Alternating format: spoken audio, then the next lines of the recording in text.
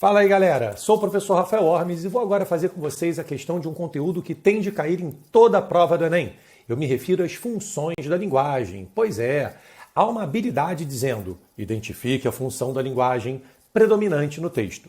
E isso cai todo ano, às vezes em até duas questões. Bem, e essa questão aí do Enem 2020 é uma questão bem sapeca, bem danada, porque ela tem duas opções muito sedutoras. Vou parar de dar spoiler, vamos dar uma olhadinha rapidinho no comando primeiro, para depois ler o texto. Ó, o enunciado da questão, ele diz assim: os processos de interação comunicativa prevêem a presença ativa de múltiplos elementos da comunicação, entre os quais se destacam as funções da linguagem. Beleza.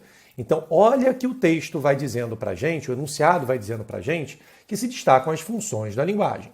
Nesse fragmento, a função predominante qual é? Beleza, vou lhe dar uma dica. Para você poder acertar essa questão, reconhecendo que haverá duas opções muito sedutoras, você precisa conhecer uma matéria chamada Elementos da Comunicação.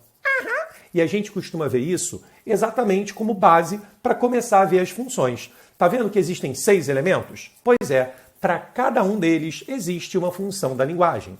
Quando você percebe que o foco do texto é o emissor, chamar aqui de tá? Você vai ter uma função chamada de emotiva. Então você tem muito uso de primeira pessoa, muito uso de interjeição. Sabe o que acontece na poesia romântica? Pois é. Depois você tem a ênfase no código. O código é o que a gente usa para se comunicar, é a palavra, é o texto, tá? Quer dizer, claro, existem outros códigos que usam imagens e não palavra, mas quando o foco for o texto sobre o texto, a palavra sobre a palavra, aí você tem a tal da função metalinguística, que é bem famosa. Você tem também, chamar de item 3, a função que foca no receptor, no interlocutor, na pessoa com quem se fala. E aí você tem a função apelativa ou conativa da linguagem. Tem uso do você, do modo imperativo, do vocativo, tudo isso traz ênfase, foco no receptor. Existe, vou botar 4 aqui, a função que está voltada para o canal. Essa é a menos cobrada de todas, tá?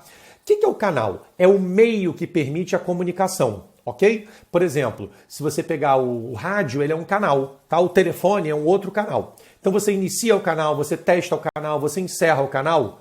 Isso é função fática. E por fim, essas duas que são as mais, vou dizer, complicadinhas, elas são menos óbvias, tá? Quando você trabalha a mensagem, a produção do conteúdo de maneira criativa, você tem o item 5, que é a função poética. A mensagem, para ser trabalhada, ela exige criatividade, tá? A mensagem que mais fica em nós é aquela que é mais criativa. E, por fim, a função que está focada no contexto, que são as informações que estão ao nosso redor. É a chamada função informativa da linguagem. Agora eu volto para o texto. Você vai ver, claro que é importante ler todo ele no dia da prova, mas você vai perceber que, pela leitura do texto, Vou-me embora para Passárgada foi o poema de mais longa gestação em toda a minha obra. Eu sei bem que ele está usando primeira pessoa, tá vendo aqui o minha? Mas o foco do texto não vai ser ele. O foco do texto vai ser o poema que ele escreveu. Ou seja, esse texto que a gente está lendo aqui é um texto sobre um texto. Esse texto, vamos lá, se fosse um trabalho universitário sobre Vou-me embora para Passárgada, certamente você teria um relato mais impessoal. Concorda comigo? Uma coisa mais objetiva. Nesse caso, você tem o tema Vou-me embora para Passárgada, só que num relato pessoal. Até porque é o autor falando da sua própria obra. Mas o enfoque dele, em nenhum momento, vai ser ele próprio, mas sim a sua obra. Beleza? E aí vocês podem ler esse texto inteiro, tá bom? Bem, e aí quando você olha as opções, a metalinguística. O que muita gente pensou em marcar? A emotiva. Porque de fato existe o uso da primeira pessoa. Porém, e essa é a maldade da questão, a ênfase não recai sobre ela. A primeira pessoa só aparece para falar, afinal de contas, do poema que o próprio Manuel Bandeira escreveu.